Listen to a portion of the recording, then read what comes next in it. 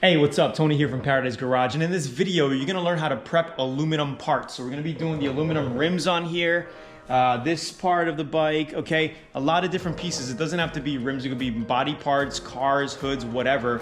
And you're gonna wanna make sure to spray these things with an epoxy primer to seal it, and then you're gonna put a 2K filler primer on top of that. So watch this video, comment down below, let me know if you liked it, and we got tons of pieces of this project coming out very, very shortly. So I hope you enjoy. Keep watching.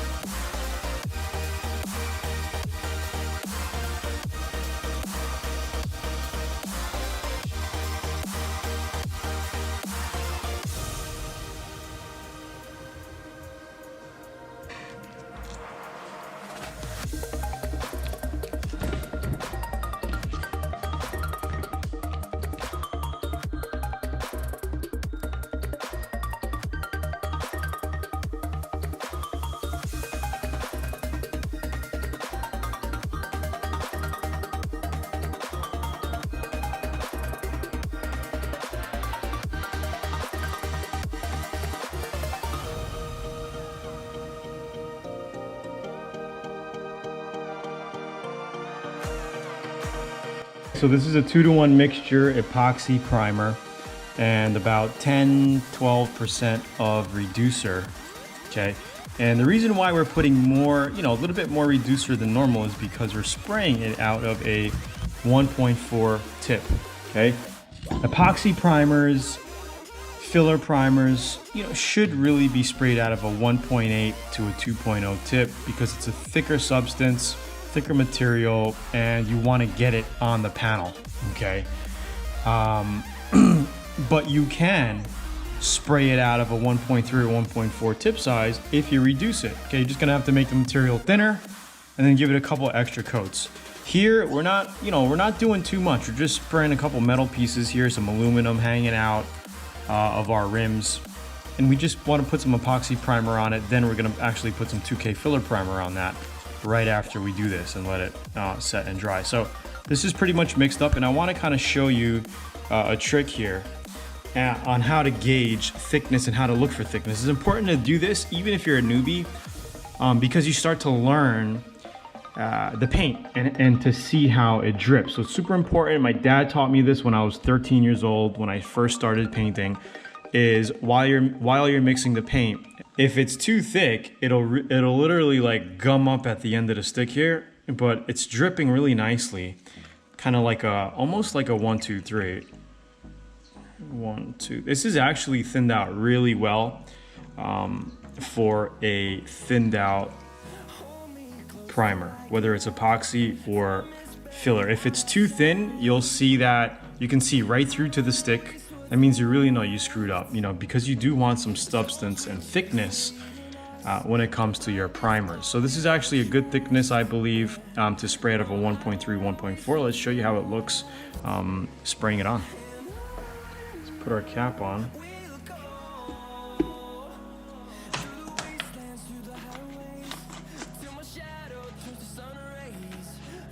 Okay, and as far as the screen, I normally leave the screen in. It doesn't hurt flow or anything, unless you're spraying clear coat with metal flake in it or getting into custom stuff. So custom stuff, I'll cut the screen out.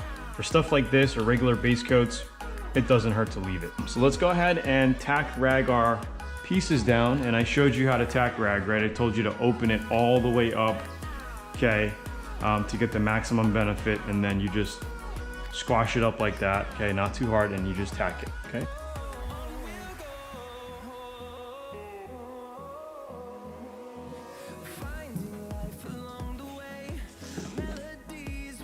Just store it away, okay? Store it away so you could use it again. Super simple. We got our gun ready. My hands are a little bit sticky right now because of the tack rag. I'm gonna just squirt some wax and grease remover on my hands quick. Again, you should be using gloves. I'll be putting some gloves on right now.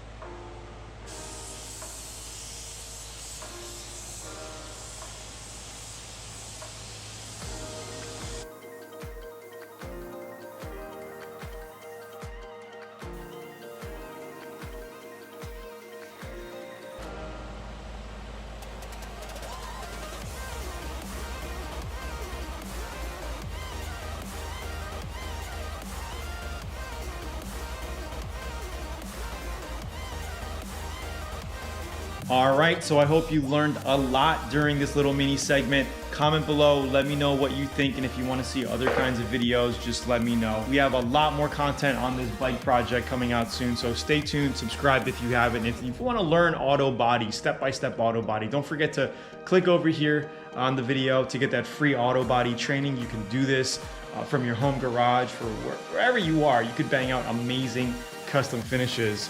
Check out this little helmet that I did for my daughter recently. Super, super cool. Anyway, it's Tony here. Talk to you soon. Have a good day. Bye.